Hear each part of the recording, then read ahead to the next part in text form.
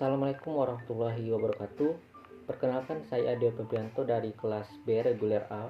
Di video kali ini saya akan menjelaskan pengolahan data panel dengan menggunakan bantuan software EPIS 12. Di sini data yang saya gunakan adalah tingkat pengangguran terbuka atau TPT, kemudian tingkat partisipasi angkatan kerja atau TPAK sebagai variabel independennya, kemudian tingkat kemiskinan sebagai variabel dependennya.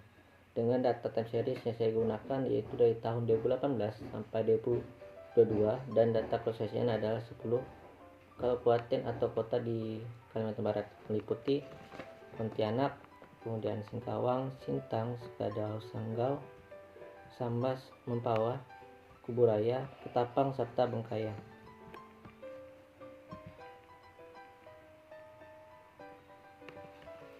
Sebelumnya, untuk melakukan pengolahan data panel ini akan saya ekspor terlebih dahulu ke dalam software EPIS. Dengan cara yang pertama, tentunya kita buka software EPIS terlebih dahulu.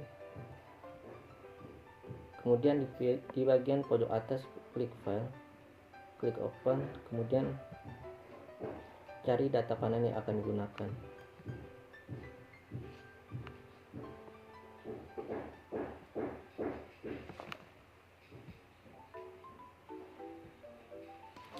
Jika sudah muncul variabel seperti ini, maka data sudah siap diolah di dalam EPIS.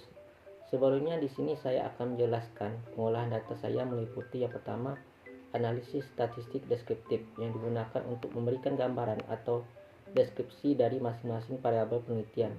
Kemudian yang kedua itu uji khusus untuk menentukan model terbaik antara CHEM, PEM ataupun REM yang akan digunakan.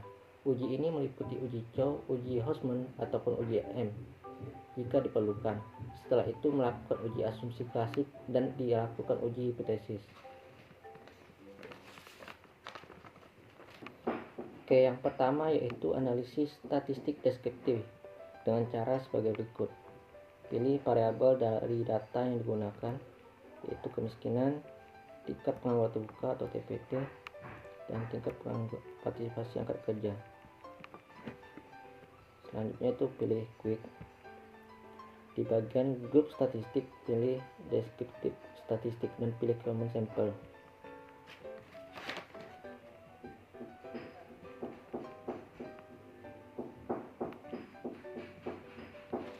Maka akan muncul output dari uji analisis statistik deskriptif. Di sini data dapat kita lihat dari penjelasan masing-masing variabel. Saya tidak akan menjelaskan lebih lanjut karena penjelasan dari masing variabel ini sudah saya cantumkan di dalam artikel saya. Oke, baik. Kemudian selanjutnya itu uji analisis model terbaik. Uji pertama yang saya lakukan adalah uji Chow. Uji Chow bertujuan membandingkan antara Common Effect Model dan Fixed Effect Model. Langkah-langkah melakukan uji Chow itu melalui pendekatan Fixed Effect Model dengan cara sebagai berikut. Klik open di bagian as equation.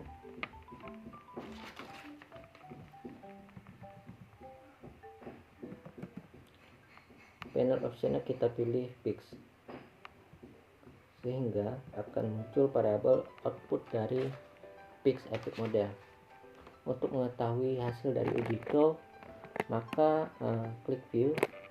Di bagian Fixed Random Effect Testingnya kita pilih likelihood ratio, sehingga akan muncul output dari uji Chow.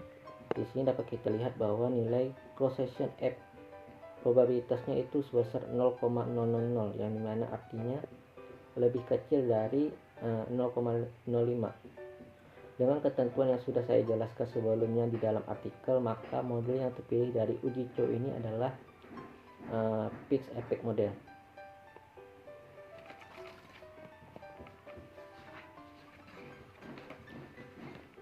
Kemudian untuk uji kedua yaitu uji Houseman. Kita keluar terlebih dahulu. Uji Houseman bertujuan membandingkan antara Random Effect Model dan Fixed Effect Model yang terpilih dari uji Chow.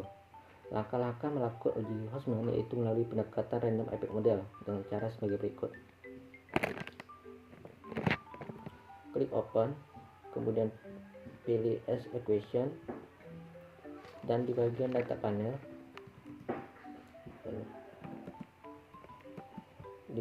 panel optionnya kita pilih random, sehingga akan muncul output dari random effect model. Untuk mengetahui hasil dari uji Hausman, klik view. Di bagian fix atau random effect testingnya kita pilih Hausman test, sehingga akan muncul output dari Hausman test. Di sini dapat kita lihat bahwa nilai probabilitas cross-section randomnya itu sebesar 0,8299, yang mana artinya lebih besar dari 0,05. Dengan ketentuan yang sudah saya jelaskan di dalam artikel, maka model yang terpilih berdasarkan uji Hausman adalah random effect model. Di sini saya tidak akan melakukan uji LM, karena uji LM bertujuan membandingkan antara common effect model dan random effect model. Sebelumnya common effect model sudah tidak terpilih dari uji Chow, sehingga dapat disimpulkan bahwa model terbaik yang akan saya gunakan adalah random effect model.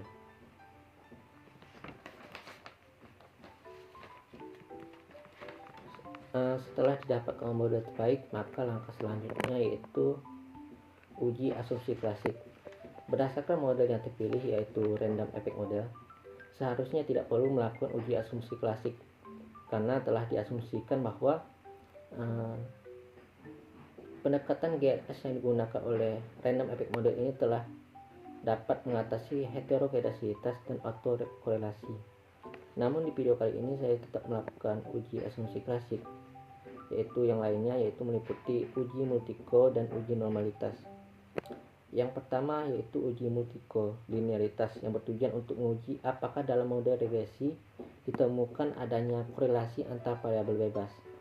Maka yang diuji adalah variabel bebasnya saja, yaitu TPAK dan TPT. Klik quick, kemudian di bagian grup statistik pilih correlation.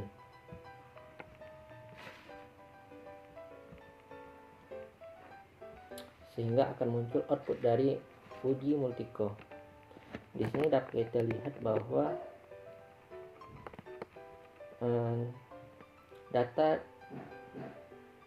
terbebas dari masalah multikolinearitas. Hal ini dikarenakan nilai koefisien korelasi berada pada angka negatif 0,76, yang dimana artinya lebih kecil dari 0,80. Kemudian uji asumsi klasik kedua yaitu uji normalitas. Sebelum kita keluar terlebih dahulu,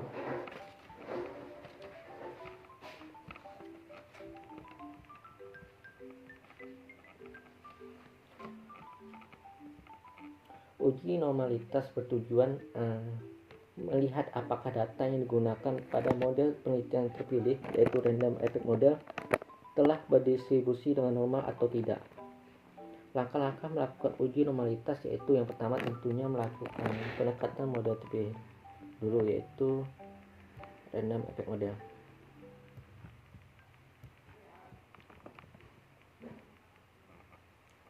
Klik open as question.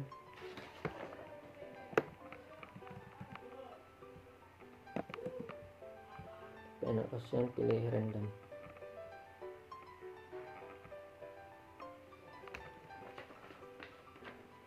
Ini merupakan pendekatan random effect model. Untuk mengetahui uji normalitas, klik view.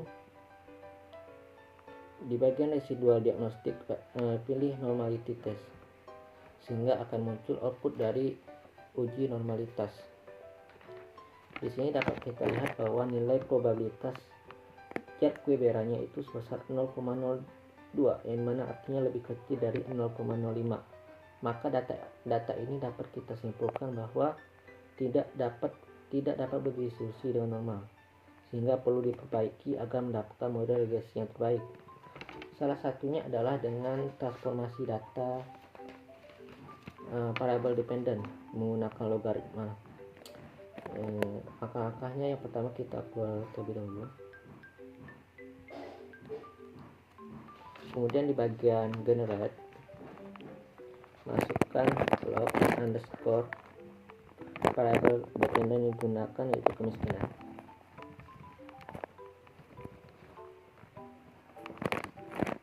Dalam kemiskinan.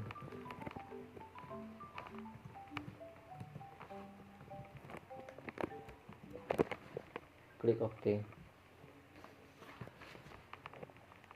Setelah muncul variabel logaritma kemiskinan, maka kita akan melakukan pendekatan random effect model lagi. Namun yang membedakan di sini variabel dependen yang digunakan adalah log kemiskinan.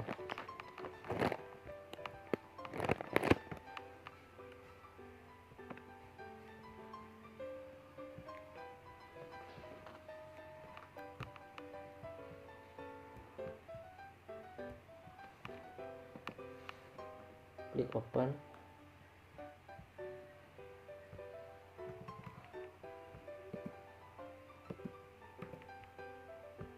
Panel option pilih random,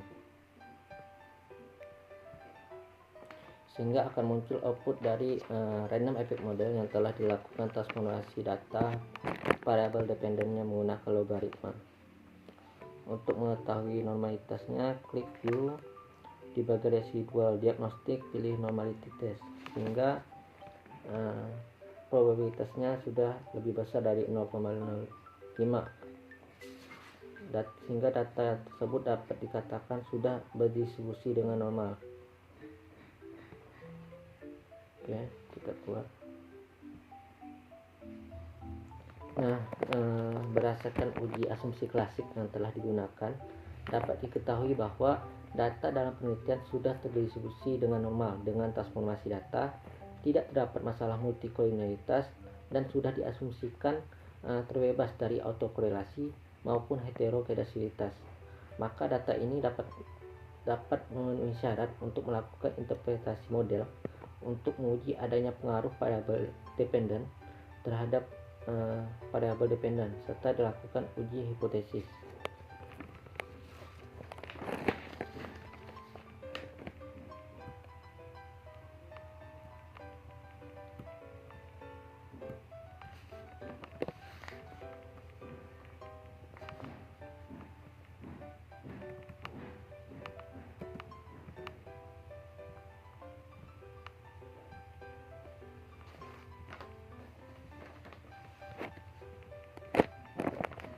Ini merupakan model terpilih.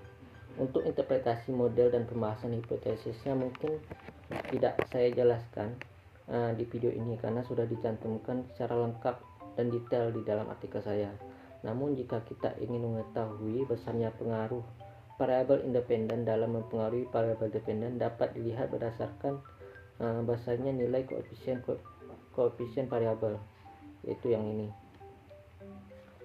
Kemudian jika kita ingin mengetahui signifikansi masing-masing variabel independen dalam mempengaruhi variabel dependen atau yang sering disebut dengan UJT, maka dapat dilihat berdasarkan nilai probabilitas T statistiknya, yaitu yang ini. Dan jika kita ingin mengetahui kemampuan variabel independen dalam menjelaskan variabel dependen sebelum dan setelah disesuaikan, maka kita dapat melihat dari berdasarkan nilai R-square-nya, kemudian adjusted R-square-nya. Serta jika kita ingin mengetahui signifikansi dari variabel-variabel independen terhadap variabel dependen secara menyeluruh atau